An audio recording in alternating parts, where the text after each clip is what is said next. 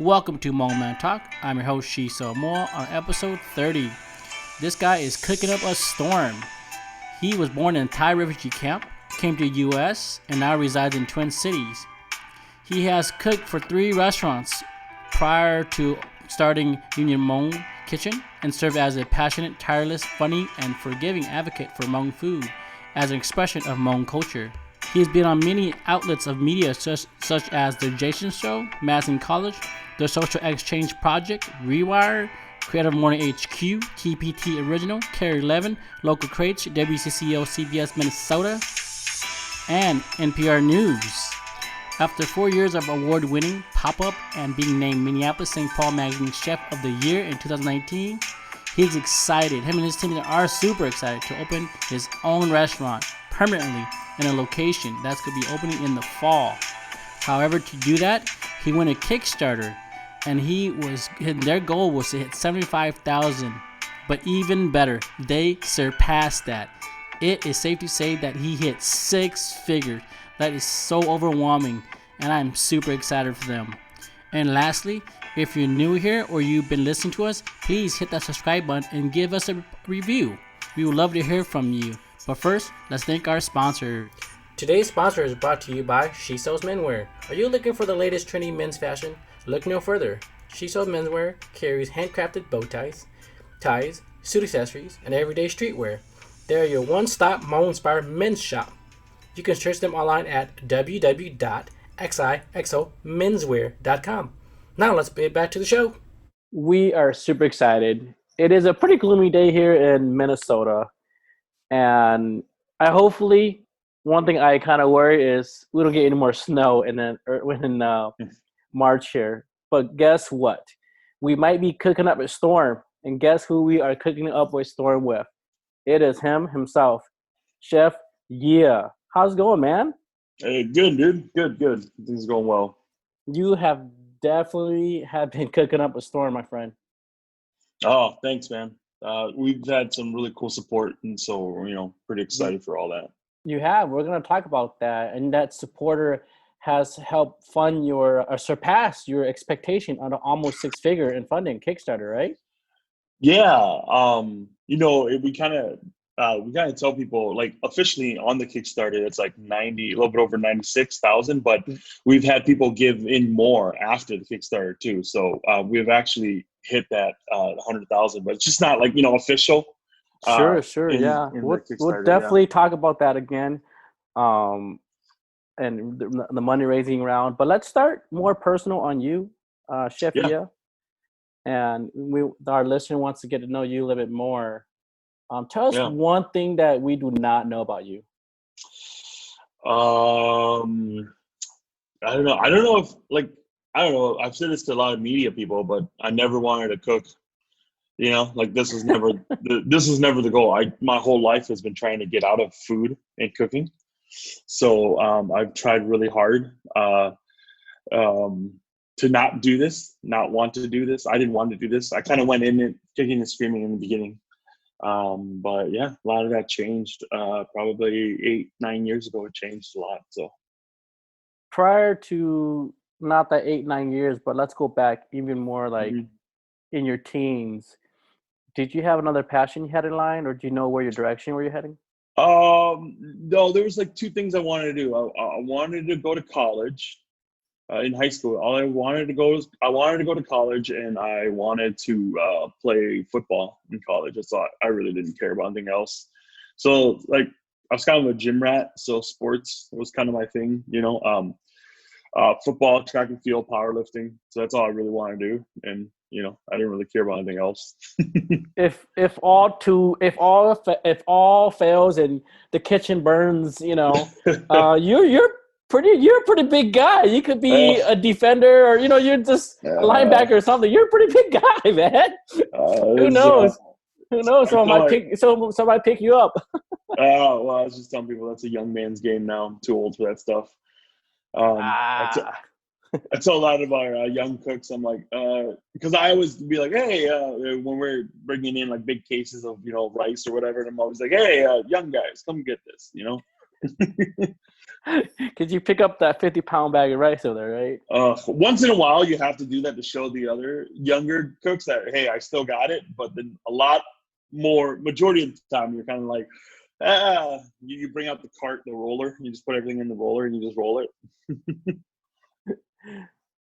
Well, you were born in Thai refugee camp, and your family residing in Twin City, and you've Yeah. been here ever since, correct? Yeah, we moved it to America in '88. Yeah. I'm just predicting your age. Are you about mid-30s now? Yeah, I am Okay. mid-30s, Okay. 35. Yeah. That's a good guess. You are bald as I am bald and have a beard, so I Yeah. kind of assume about Yeah. right. No, I tell people I try to save on shampoo, man. Like $5 a year. That's all I spend on. Hey, we save even more. We save more, maybe 5,000 in 10 years. Because remember, we don't have hair. we Yeah, yeah, yeah. we don't have to No. go to barber shop. That's what I'm intending to imply. Yeah, yeah. We just cut our own hair, right? Yeah. Uh, yeah. So big family. I see that you have a co-partner, Chris Herr, too. Yeah, it's my cousin. Him and I first kind of started this whole thing up. So back when man, that was a while ago, probably 4 years ago. So we kind of worked together, kind of build it together. He's a relative and friend. Did he get you into cooking? Chris, Yes, Chris. actually, I got Chris into cooking. Chris You is 10 got years Chris in younger than me. cooking. Yeah, yeah, yeah, yeah. So at first it was kind of like I would do catering gigs and stuff, and they're like, "Hey man, you want to help me?" And then after a while, I'm like, "Hey man, do you want to run some things for me?" And then he's really cool, man. Like so, Chris and I, he right now he's kind of taking a break and doing his own thing, just kind of working, in like the work world. He's got an office job and stuff like that. But over the year, we've created this really big team. It's I mean, I should say big. It's a really great team. I mean, there's about 7 of us. So yeah, so we created a team. Besides all the work, any hobbies out there you have?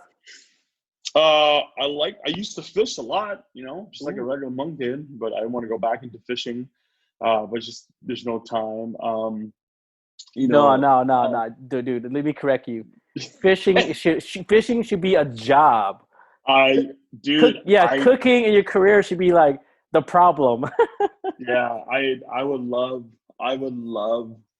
to get back into fishing, but it's been a while. What You kind know, are you, like a fly guy, a bass guy, or? like a monk fisherman, man. You don't care. Whatever you get is what you get. It's because like my friends, I have friends that are fly fishermen. They're trout. They do trout. They only do like a certain kind of fish. Like, oh yeah, we only do bass, or we only do this. And I'm like, dude, like it's all like my white friends do that. And I'm like, dude, they're like, well, what do you guys do? I'm like, Hmong people, we fish. Like we don't care. Like we fish. Like panfish, muskies, ice fish. Like we just fish. So I love to get back into fishing, but it's just so busy, and there's just so many different things that just doing restaurant stuff takes up. So, and, We got and a. just finding a day off is tough sometimes. I see that you're kicking off your restaurant, and you have your funding. More, you're exceeding more than you expected, and Yeah. I have a bad feeling. Hate to ruin your storm, but I don't seem like you're gonna have time this year at all to even throw a line in the water, man. I know it's all. I think that I don't know. I think it's just something my father really taught me about, like, when you own something or it's yours, like you have to be like, you need to be there, make sure you're using, like, you're working it. I think that there's a lot of I read a lot of like books on how people should. Oh, this is how you manage, and having great people that work for you. We do have that, but I still, man, I don't know, man. Maybe it's just the OG way of like our parents raising us, but like they're all about just you gotta work the field. You just gotta go out there and do the hustle. You And do so I have feel like a that. you do have a team of 7. I mean, that's a lot of helping hand, and It is. it's probably to There's grow too, to double. it's young, a lot of young guys too. like young guys where you feel like it's like like when you're a parent and you leave the house and you have the kids there and you're like, okay, you're always checking up on them. Like that's how I feel like sometimes. But yeah, I mean, they're great and they do a great My job. And my word of advice, if your dad hasn't said this yet, I understand that you're starting this business, your restaurant, your team. There's got to be just a day to yourself for from insanity to sane to pick up a fishing rod and throw a line in yeah, the water, man. yeah, that's the goal. I guess that's my goal to be able to take a few days off or something like that. But yeah, Back to your team of seven. I yeah, see that there's Caucasians, both yeah, men and women. Of yeah, course, you two are Hmong. yeah. Yeah, Uh, we got Mexican guys working with us. We got we got white dudes, Mexican dudes. We got men, women, Hmong people. We got a Chinese dude. I really don't care. Like uh, man, I think that's what's so cool about food, bro. Like the university of food, like the universalism of food. Where it's like it doesn't matter where you come from, but that language of delicious food, it's the same. And I I, think, I see yeah, that I see that your food and in your fusion also relates yeah, to your personal friendship with your employees or with your friends, mhm, or they're of different background, so yeah. it relates the same. Yeah, but I think like this is what I tell people. Isn't that what monk food is about? Monk food is about taking what's around you and then making the best of it. We get a lot of critics, man, that are like, oh, like monk people, especially monk people, that are like, oh, you guys don't make monk food. You do like fusion food, or you're bastardizing our food just to make a buck. We've had a guy that wrote to us and said, a monk guy said, you're taking monk food and you're making it like Mika food so that you can make money out of it. It's like how dare you do that? And I'm just like, man, if that's what you Ouch. think, yeah, man, it hurts, man. Ouch. And Very I'm like, narrow-minded. yeah, Ouch. yeah. I'm like, if that's what you think, then I'm really sorry. But the truth of the matter is, if you look at our people, look at our history of people, man, look at our parents, look at our grandparents. What did they do? They lived around Chinese people. They lived about Yala people, Blanc people, Thai people, and they learned from them. And by learning from them, they took that and then cultivate that into our culture. And like, is it like if our parents landed here and here in Minnesota, like let me just say 100 years ago, if they land here in Minnesota, I guarantee you we'd be cooking this way today. You know what I'm saying? The way that we learn how to cook, the way that we interact with people. I mean, that's what being Hmong is about. It's about survival. With your pop-up shop, Mm-hmm. it was up to donation to, and I was there. I didn't get a chance to talk with you, but Mm-hmm. with your pop-up shop, it was up to individuals to donate or not. Mm-hmm. But just the thought of just having free food there that you made, your team made, Mm-hmm. that's humble enough already. And I'm pretty sure there's going to be more chances of you just giving free food, free home food. So what I'm trying to relate to is back to this gentleman that was very narrow-minded, that Mm-hmm. he calls it, you're making money off of, the Hmong people. Mm-hmm. But yeah, I get it. It's business. But at the same time, I know in your kind heart and your team, I know there's a chance that you're going to give back too. Yeah. Out of your own heart to give for free, that you made, that is Hmong food. Yeah. Well, I tell people, I say that monk food isn't a type of food. It's a philosophy of food. It's a way of thinking about food, man. Like just think about like in your mom and dad's house when they invite people to come in, like the moment people step in to the moment they step out, the whole experience has been part of monk food. Like, for example, when you're eating at home, like I was just talking to my mom about this, because we're kind of trying to think through how do we create a service, around Hmong food, like at the restaurant. And one of the things that we talk about is like the fact, like when you eat at a Hmong table, the rice is never empty. There's always constantly like there's always like rice. And just that idea of like you will never go hungry. Like we might run out of other things, but rice and futsal we don't ever run out of. That's part of Hmong food. And so we want to emulate that at the restaurant. How do we emulate that in the restaurant? Does that mean we have something like a rice cart where we try we move around and fill up our dining guests fill up their bowls of rice, like, so we've been kind of thinking through that concept. It's just that idea of like Hmong food, you know what's so cool about being Hmong is we're not bound to like these like certain kinds of ingredients because it's like, oh, you know, like if you think Italian food, right? You think in northern Italian food, there are certain kinds of herbs, certain kind of tomatoes, certain kind of vegetables they use because it grows in northern Italy. But Hmong food, man, wherever we go, we're able to take from that land. We're able to learn from the people. So here in the Twin Cities, we've been here for over 45 years. Here in the Twin Cities, that's what I'm going to do. I'm going to learn from my other Mikasha, you know, guys who have, you know, French backgrounds, guys who have Mexican backgrounds, guys who have, like African backgrounds. Like I'm going to learn from these guys. And I'm like, wow, isn't it crazy that we're from different parts of the world, but the way we cook, there's still that commonality. And that's what Hmong people we've always done. We've survived as a people group because we can find commonality in the people that are around us. And so, you know, literally we had this other email who says, you don't make Hmong food because you don't use a Hmong knife, you don't use a Hmong cutting board, you don't use like these kinds of limes and these kinds of Thai basil. Like that's not Hmong food. And I'm like, bro, like maybe that's what they would have done in Laos. But here in America, like we have such a bigger view of things. And I think that's why I think that as Hmong people, we are free. We're free people. We have the freedom to cook anything we want. And you know the reason why it's Hmong? Because it's made by Hmong hands. And that's why I love having all our cooks be all from different kinds of background. Because man, let me tell you, a lot of like white chefs that worked with us, they're just like, man, this is the food I want to eat all the time.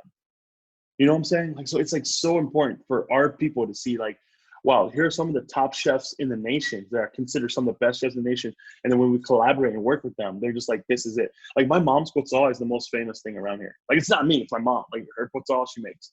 You know, we just call it Mama Vang's hot sauce.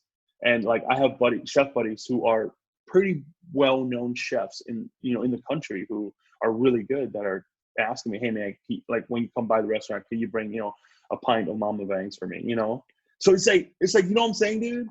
Or like, one of the things that got really famous here is the Hmong sausage we make that my dad taught us.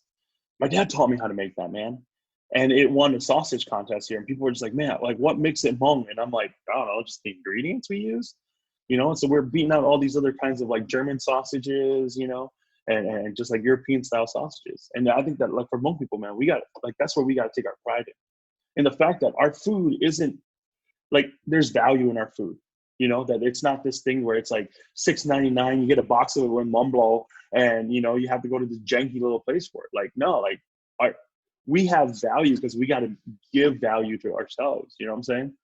And so I don't know, sometimes we get criticized like, oh, your food, I can go to Hmong Village and get this for half that price. And I'm like, then go to Hmong Village, man. Like, it doesn't hurt my feelings, but like we're using some pretty cool stuff, and we're trying to do some different things, but at the end of the day, it's still Hmong because we're Hmong. Like it's still run by Hmong guys, and it's still made by Hmong people, and that's what I love about the Hmong people.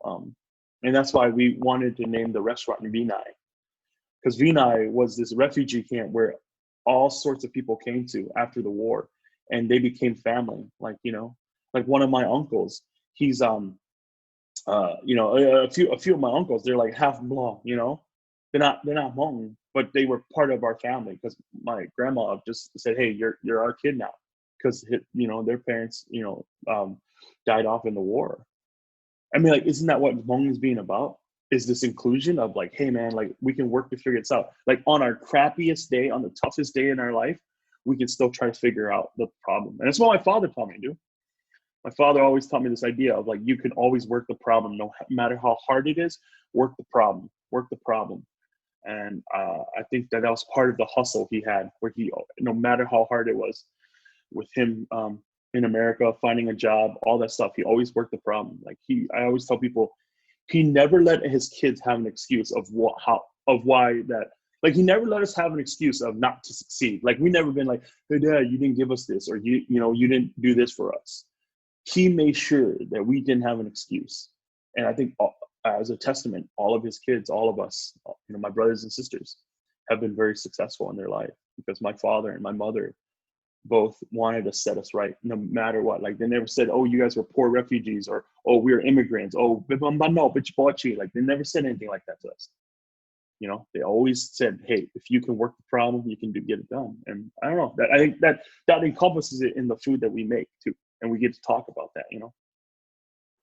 I wish that I know like a lot of the listeners on here could have parents like that to support whatever they pursue, whether it's a job or especially a business, of going in that direction. Because like, and myself included, to be honest, my mom and dad is still kind of they have good intention, but just the way Yeah. they criticize, of Yep. what I do as a profession, Mhm. it's just like they're worried, but it's just like a really bad criticize. Versus, I seem like your mom and dad is very supporting of what you do, and I Yeah, love that. like, I'll be honest, man. Like in the beginning, they weren't too thrilled because they're like, "Hey, you have a college degree, like, it's security, right?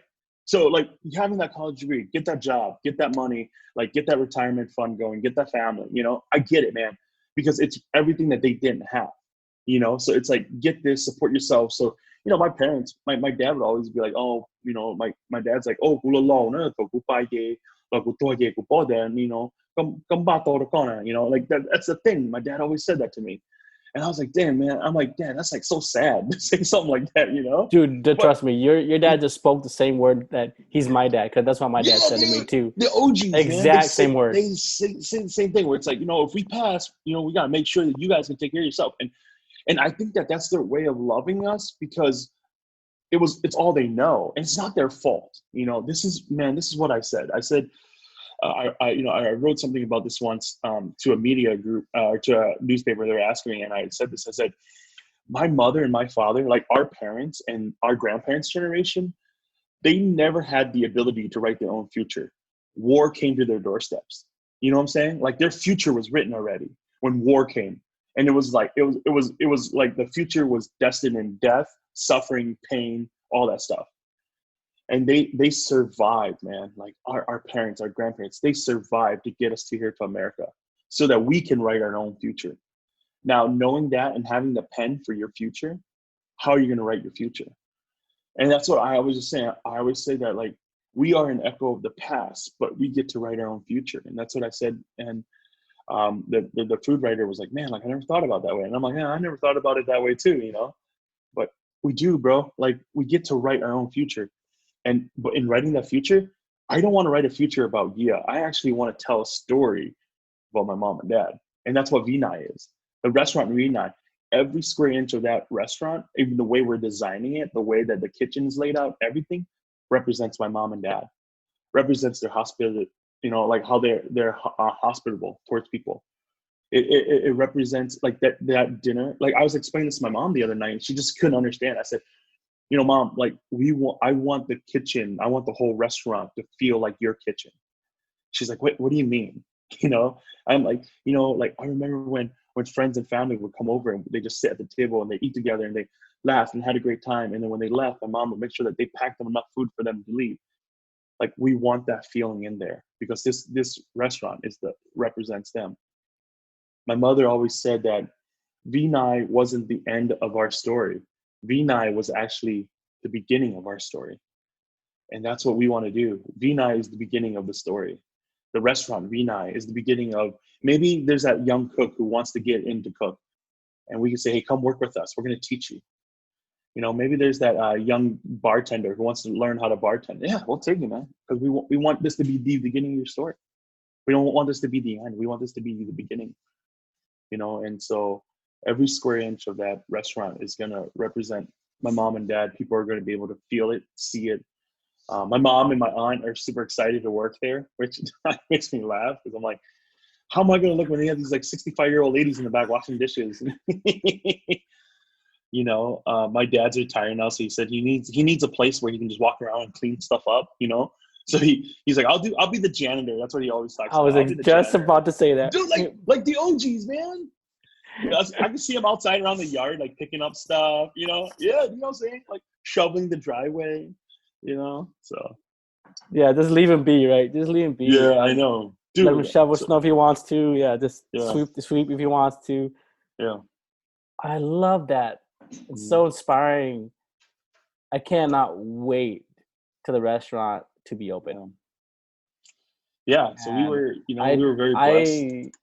I don't want the seat where all people sit. I want to sit right next to the cooking stove, right next to you, just see you Yeah, cook, man. That's my front seat. That would yeah. be an awesome experience. Pretty cool. Like the architect kind of gave us like a kind of like a sample rendering of what the what the build out would look like. We have a building, but we haven't announced it yet because the landlords and the lawyers, they have what I'm saying, just they got to do their deal. So it's Legal like, fees, yeah, yeah. the contract. That part was like hard to explain to some Hmong people because they're like, well, just tell me. I won't tell anybody. I'm like, no, that's not how it works. Like, oh, just tell me. We're like, no, I just wait. We'll tell you. So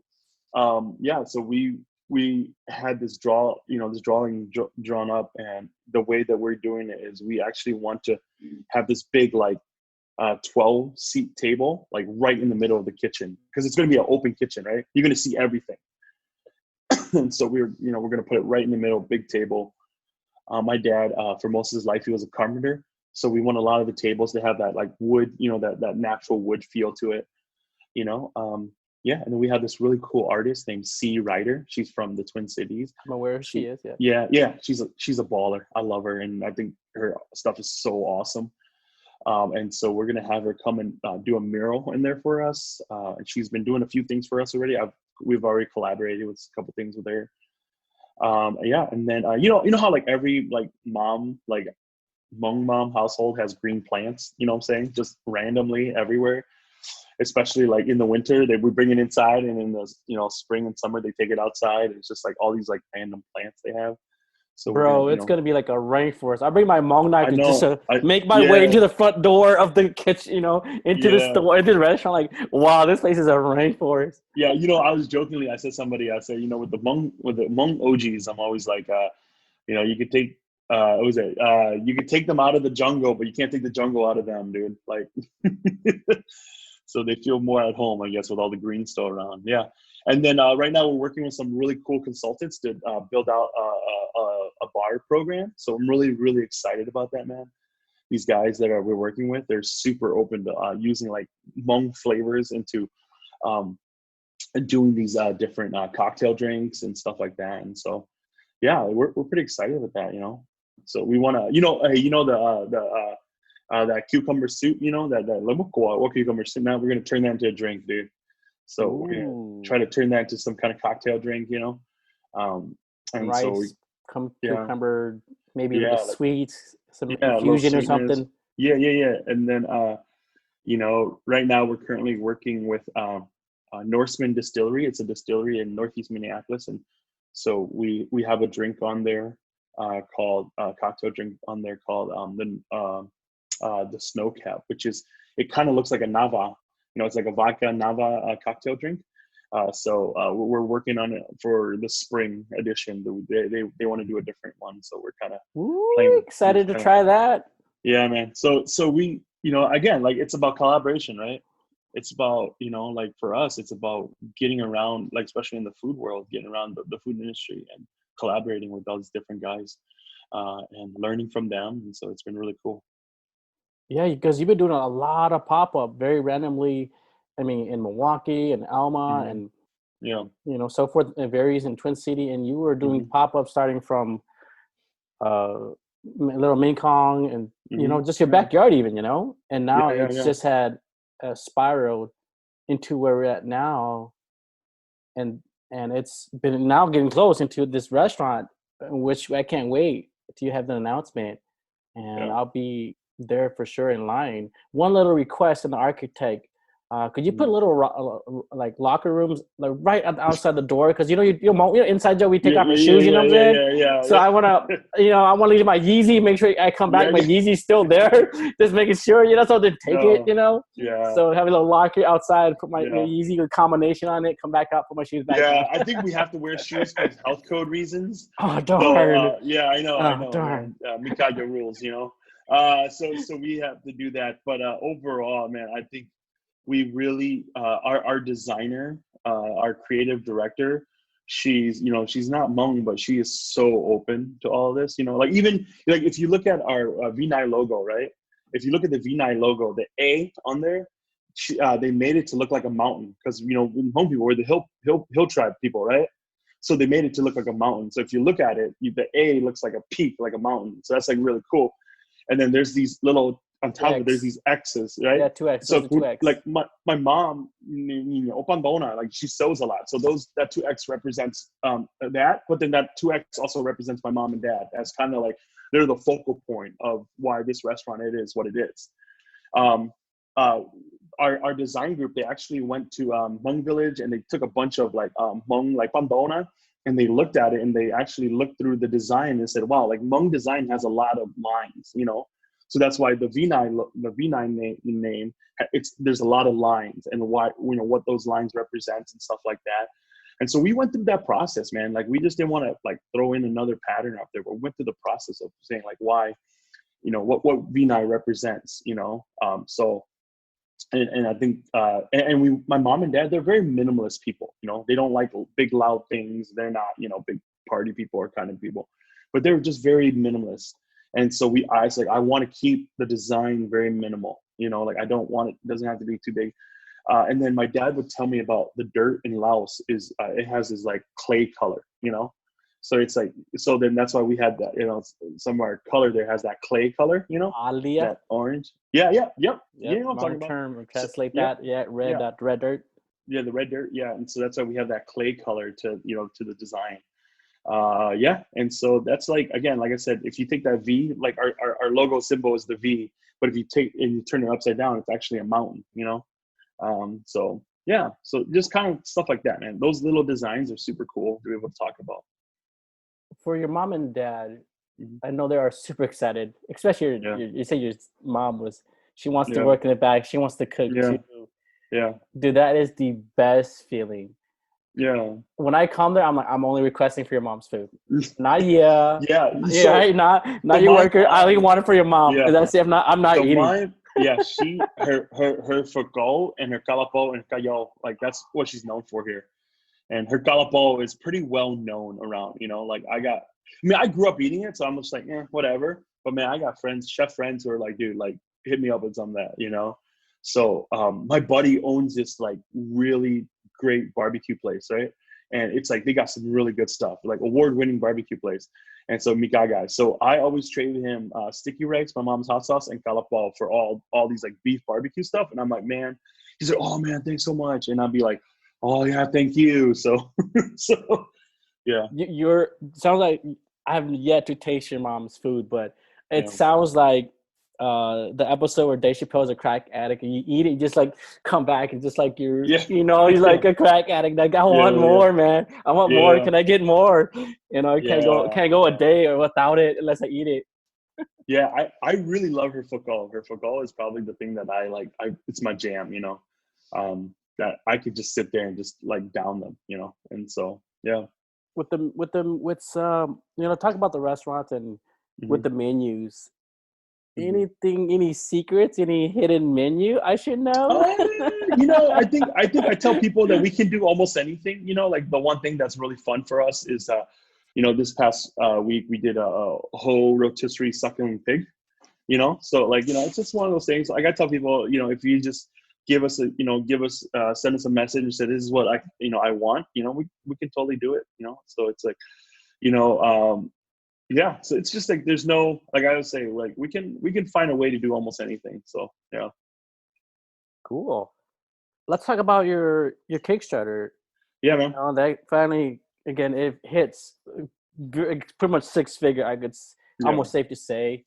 Yeah. It was more than you expected, man. It's definitely, yeah. That must be a great feeling to have all these backers and individuals that help support you. Yeah, we have a little bit over 900 backers.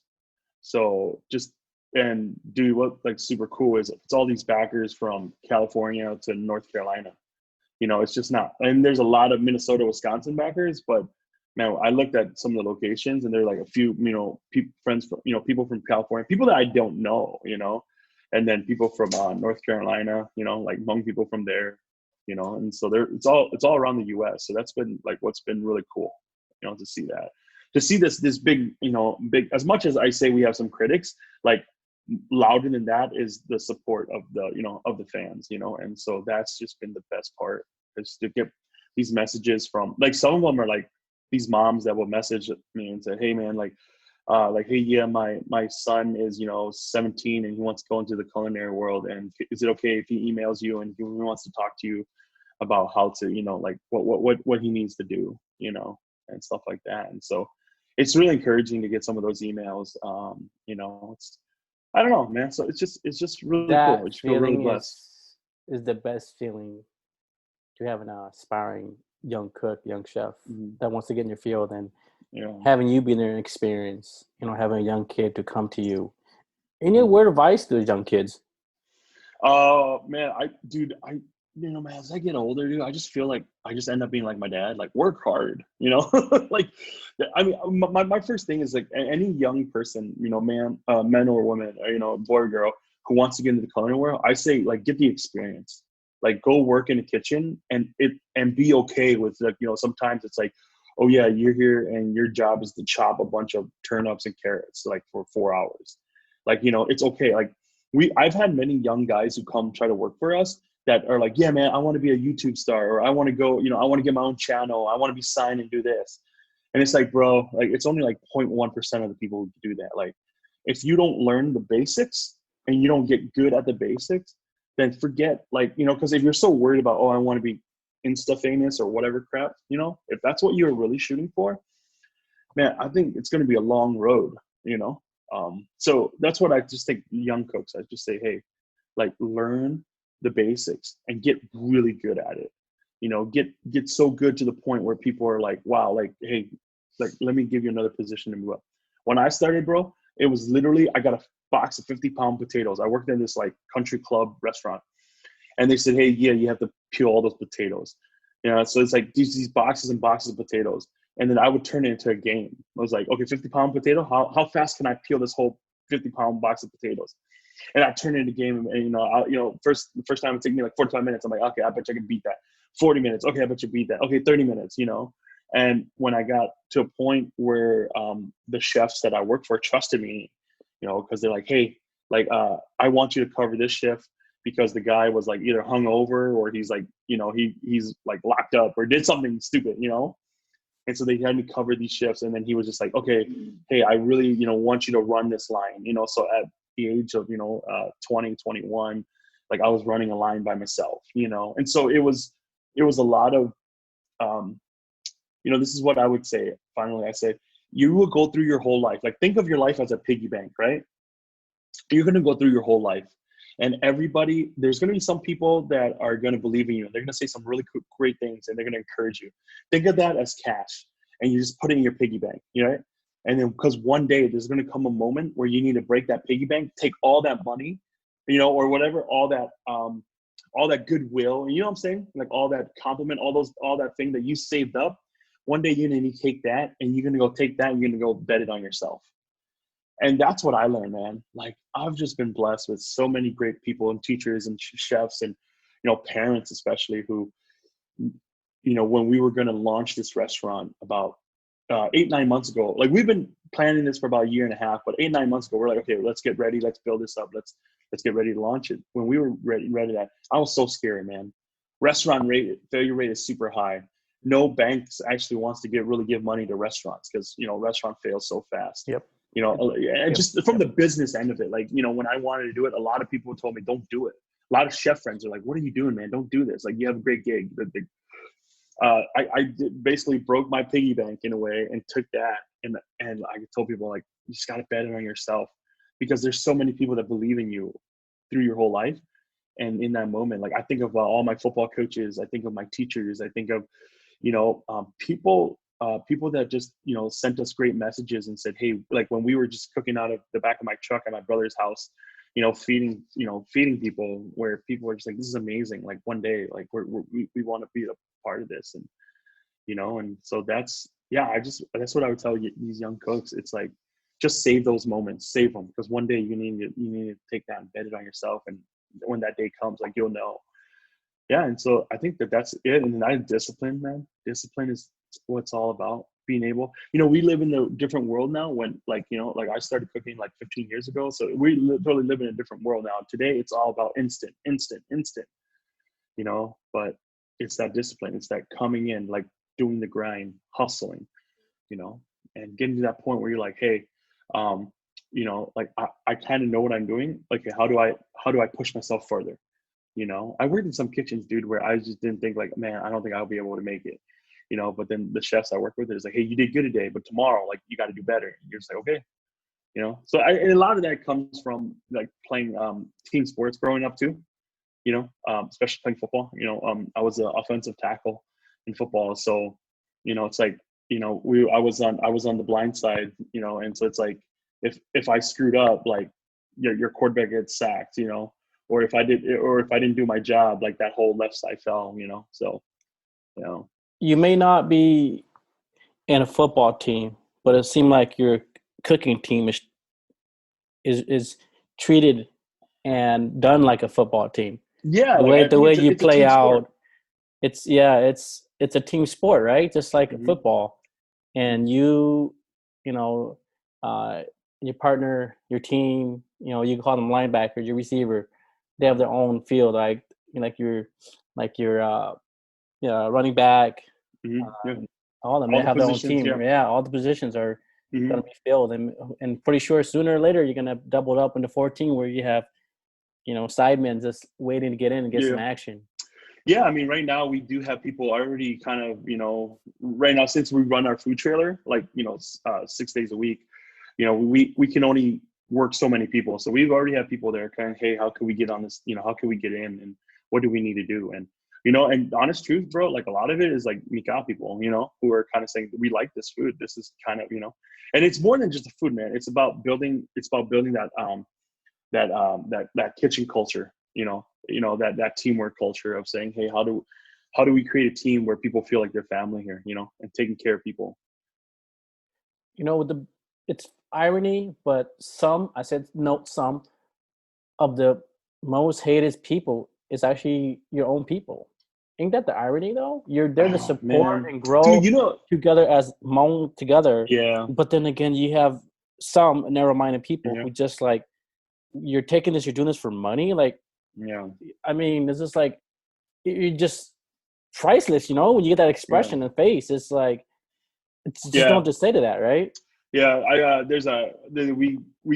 We get sometimes we get like blue crabs from this one store, and what you notice when you look in this bucket of blue crabs, there's always that two or three crabs that's trying to escape, but then the other ones that pinch it right under, and then they pinch those guys, you know, and then pull them back down.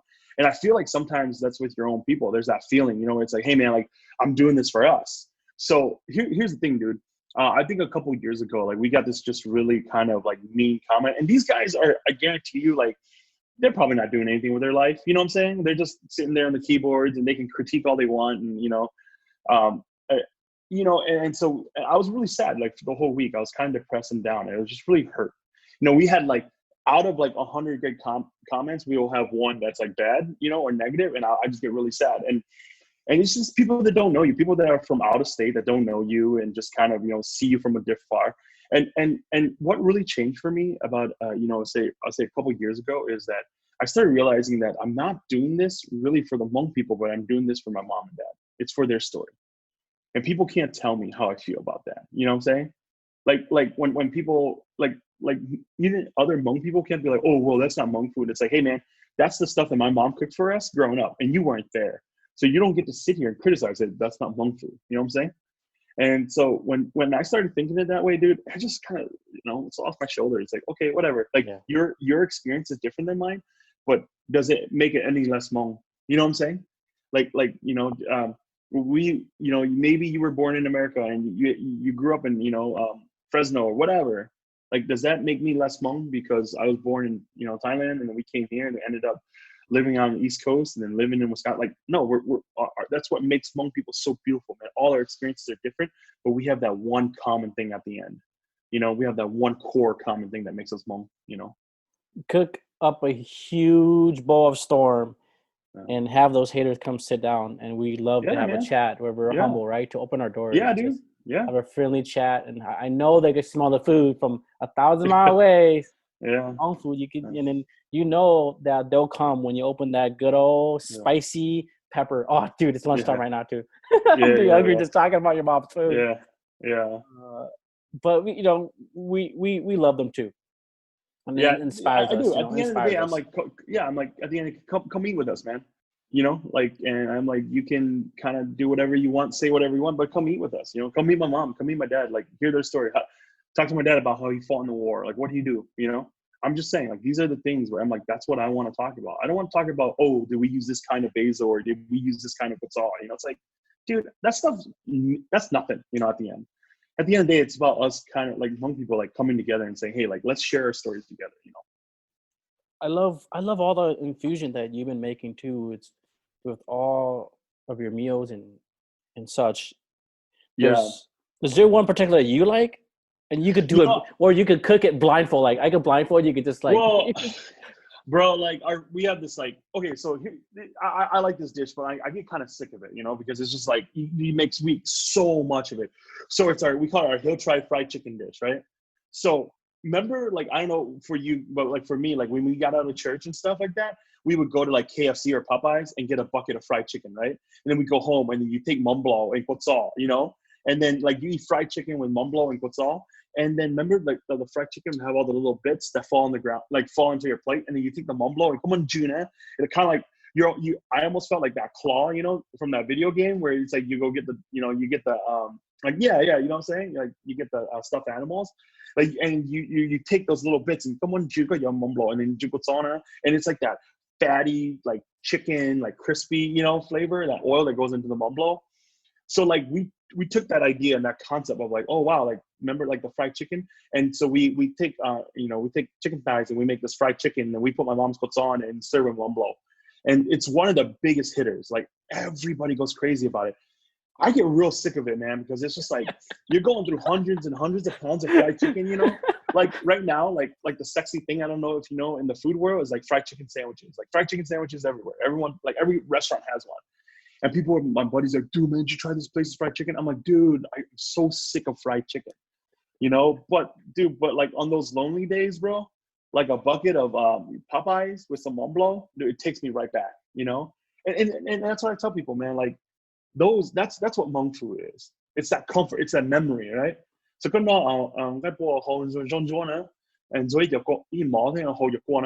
when you eat that, bro, like doesn't that take you right back? Like that takes you back to being 5 years old, like barely reaching the table, and you're out there and you're just kind of doing this, and you get that, those pork neck bones, and you like peeling the meat off. And that takes you right back. And so yeah, so like for that experience, we turn that into a savory tea. So it's we got this neck bone, we roast it off, and then we make a broth out of it. So basically it's like a bone broth. And then we put, like a French press, like a coffee French press.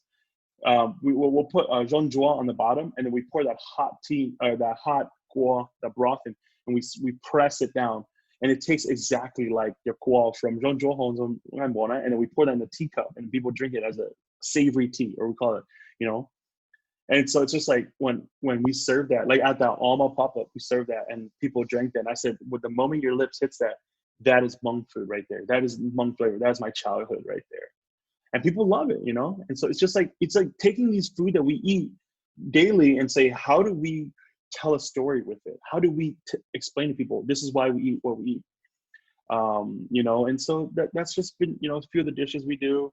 My dad, taught me how to cook over a grill in the backyard. So we cook, majority of our meats are cooked over a wood fire. So we bought this really cool wood fire grill outside by our food trailer. And, no matter how cold it is, like we set up an tent, just like the old school Hmong way, right?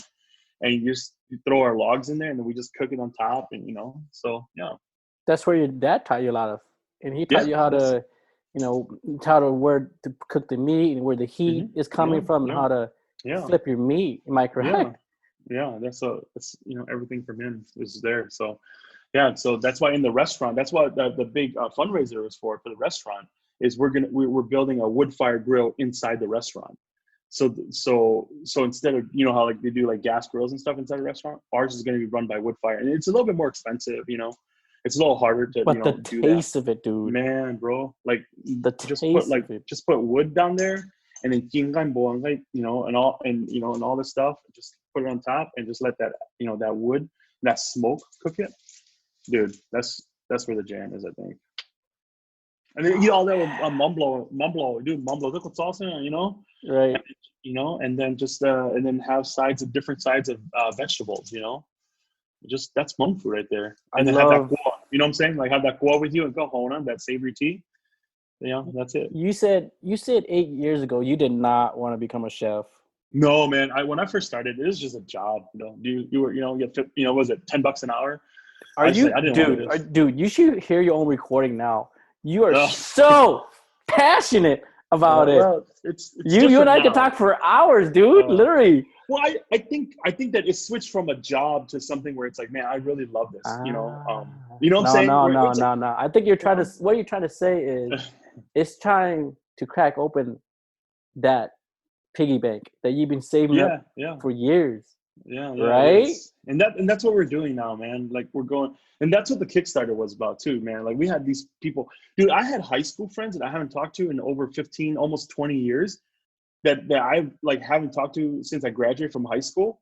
That donated. I was like, what? Like I remember I saw one of the guys, Ian.